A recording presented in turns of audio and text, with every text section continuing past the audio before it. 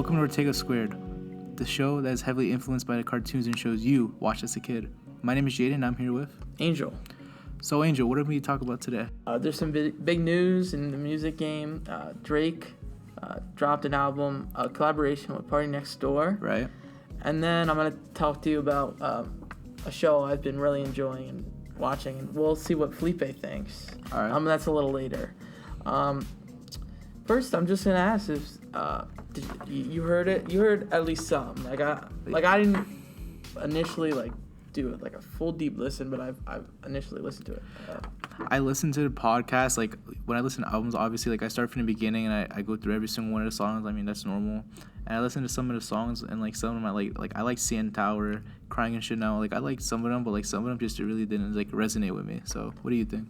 A lot of people were surprised, I think, because it's not really the type of production you hear from Drake. Right. I think it's more production you hear out of Party Next Door. I think it's a really interesting album. It's not my favorite Drake record to date, but I mean, did you hear some of the production in the album? I didn't really care about the album, to be honest with you. Like you said, it's not something we usually see from Drake, and it's more the vibe that Party Next Door drops. So listening to the album, I was kind of just this isn't the Drake I know. To be honest with you, I want to talk about Meet Your Padre. I want to meet your madre, pay my respects to your padre, mi amor. That was one of the sillier songs. Yeah. I think an album full of silly songs. This song was just really just for me, me personally, I listen to Spanish music all the time, and me myself being Hispanic, the song was just really it felt like an insult almost. An insult to the whole Spanish community. Okay. I mean, yeah. Whenever Drake, unless you're talking about really old Drake songs that were in Spanish, one of his verses was with Santos. Right. He also had a song with Bad Bunny, Mia. Yeah. And those weren't that bad. They weren't that bad. But he kind of used Spanglish. In this one, it's just he puts on this accent. It's just silly. You know what I mean? Right. Just really silly. I feel Drake's just doing too much. In it, he's just I feel if he was gonna do it with Meet Your Padre, it would have been 100 times better if you actually got a more popular Spanish speaking artist. I feel but it was just I didn't really. I was not a fan of it. So I think the album debuted at the top 10. Nokia was one of the popular songs. That meme's really big. It's heavily influenced by kind of 90s, early 2000s kind of production style. Right now, I feel like we need to be all alone. So if you're just playing around, you need to tell your... It's really silly, another one. But I think this album's really interesting because it's coming off that beef period, obviously, with Kendrick Lamar. But, forget our opinions. I want to know what Jeremy the Pigeon thinking of this album right now. Yeah. So let's call them in.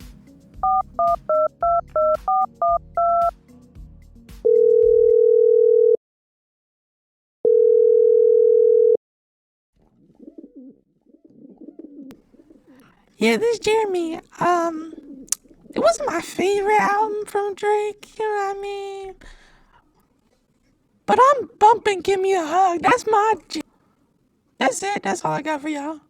I agree with Jeremy. Give Me a Hug, I think, is the best song on the album. Drake elimination, fake intimidation. It's more Drake in his bag, rapping, not singing. I feel when I don't know if you listen to For All the Dogs. I'm sorry.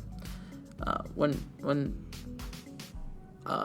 he was really in his rapping bag for that album, and also when he dropped the Scary Hours edition and included those 6 songs, the disc 2 with the 6 songs, that was all rapping. You know what I mean? Yeah, I know what you mean.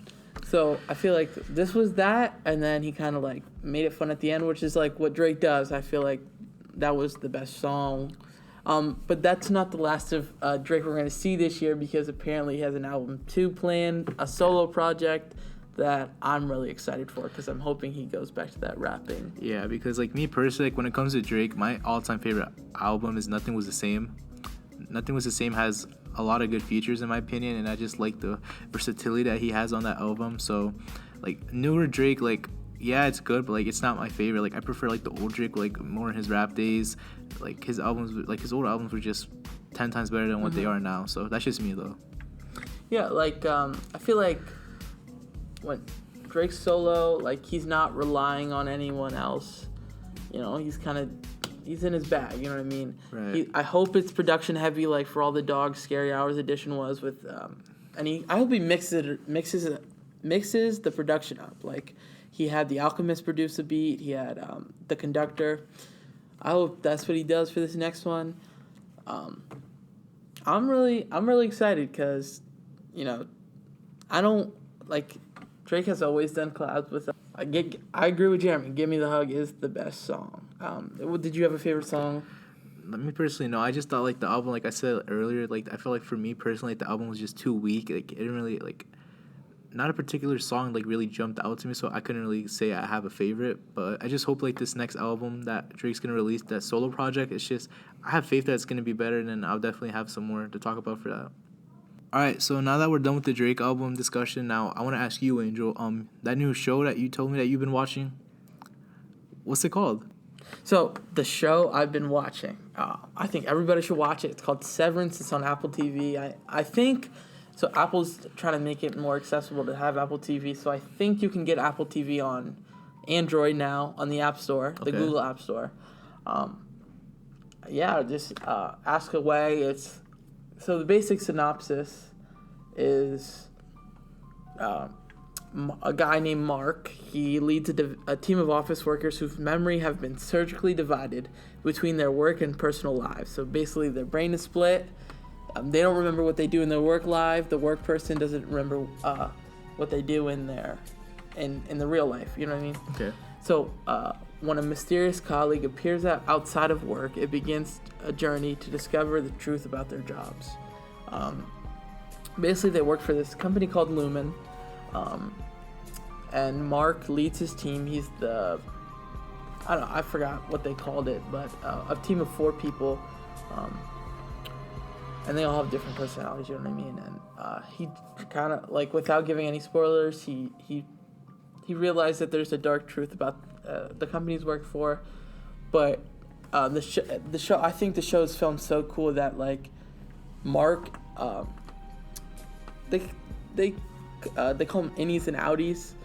So the outie is the person who lives in the real world and has no recollection of their work, and then the innie is the person who's in the work who has no recollection of the outside world, and their memories are completely split. I just think it's a super interesting show. So ask me any questions you have. So the first thing I'm gonna say is, like, how many seasons does the show have? Like, is it a more lengthy show or is it like a shorter like series? So it came out in 2022. Okay. Episodes are around an hour, I think, and there's only 9 per season. And there's so season 2 is being released right now, periodically. So Apple TV, I like how Apple TV does episode every week. So I think we're on episode 8. 8 came out today, Friday. And then episode 9, which I think is the last episode of season 2, will come out next Friday.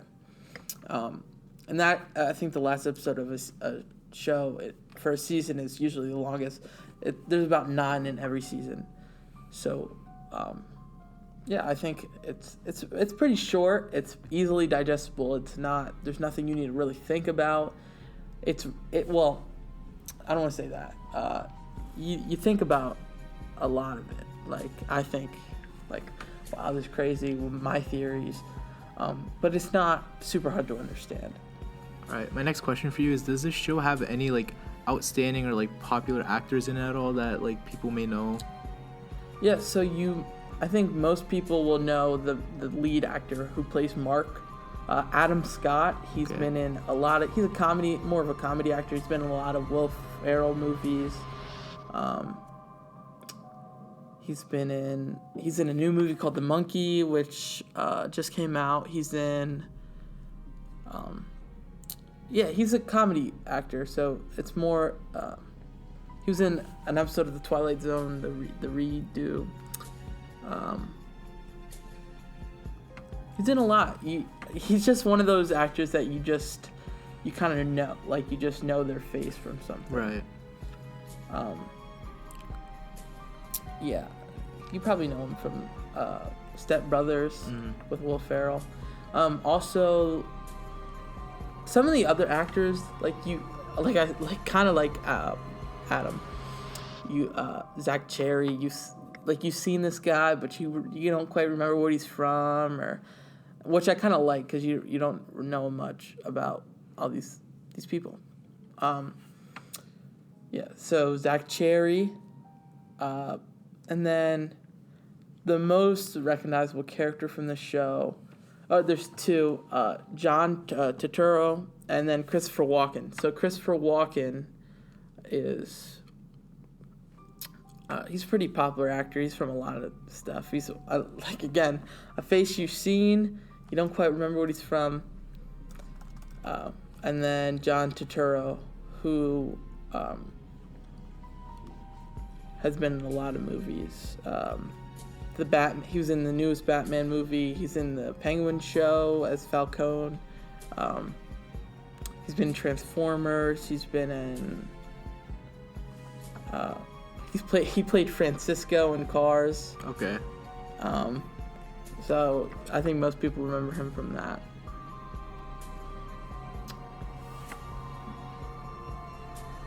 What's your next question? I'm just gonna say, like, this is a probably obvious question, but I want to give this show a rating, best out of 10. Like, well, it's like just for like people listening to this podcast, so they can get like a nice like idea of what they can expect. I want you to rate this best out of 10, 10 being the highest, 1 being the lowest. I don't want to rate it yet because season 2 isn't over yet, but Okay. I know who will rate it. Felipe the Fish. Let's call him in and see what he's saying.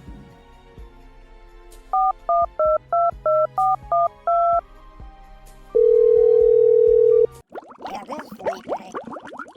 You know what's funny about, Adam Scott from Severance?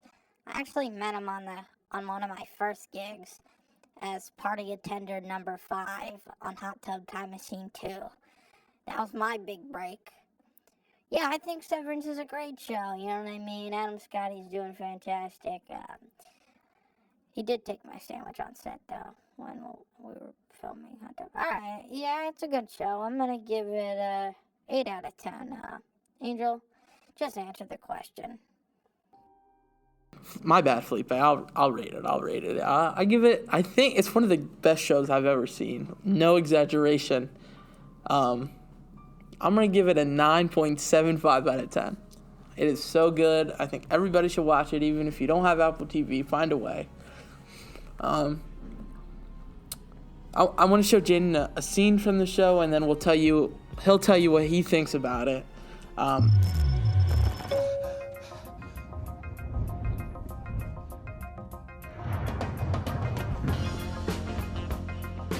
Everything they told you about Severance.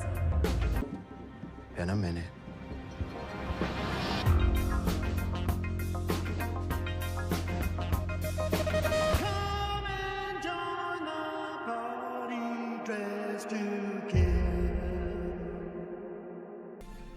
So yeah, Angel showed me the teaser from YouTube, and after watching it, I think it seems pretty interesting. Like I definitely might give it a watch, to be honest, and it seems like a pretty good show, and I feel like all of you should like give it a try also. I mean, I will. So my assignment for you, I'm gonna give you my login information. That's totally allowed. I'm gonna give you my login information. I want you to watch the show, and then we can talk about it next week. He thought it was interesting. I think you guys should give it a watch. That's all we have for today, guys. Make sure you hit the follow and then you rate the podcast 5 stars on whatever platform you're on. It helps us out a lot. We're trying to reach 2,000 streams, so please get us there and tell your friends and your parents and everybody you know to watch it. That's all we had on Ortega Squared. Thank you. We'll see you next time.